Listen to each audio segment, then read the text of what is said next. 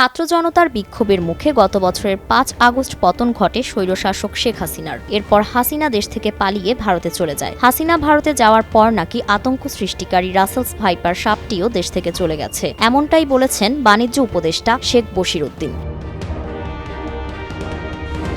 ১৯ March রাজধানীর মতিঝিলে ব্যবসায়ীদের শীর্ষ সংগঠন federation of Bangladesh chamber of commerce and ইন্ডাস্ট্রির কার্যালয়ে বাংলাদেশের রপ্তানি পণ্যের বৈচিত্র্যীকরণ, এলডিসি উত্তরণ পরবর্তী চ্যালেঞ্জ ও সুযোগ শীর্ষক সেমিনারে তিনি এ মন্তব্য করেন।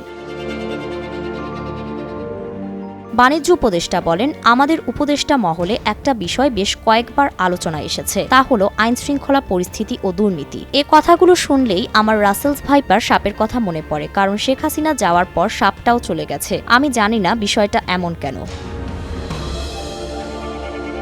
উপদেষ্টা পরিষদ পয়সা টয়সা নেয় না। প্রধান উপদেষ্টা থেকে শুরু করে যত উপদেষ্টা আছেন তারা কেউই টাকার দিকে তাকিয়ে নেই। এই মানুষগুলো এখানে টাকার জন্য আসেননি। আমাদের কাজের সম্পর্ক বেশ স্বচ্ছ, আমরা একসঙ্গে কাজ করছি। এটাও দুর্নীতি কমার একটি লক্ষণ।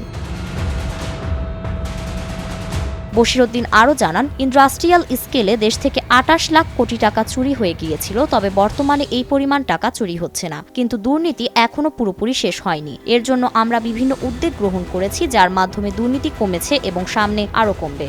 ফারিন রহমান প্রীতি, নয়া দিগন্ত।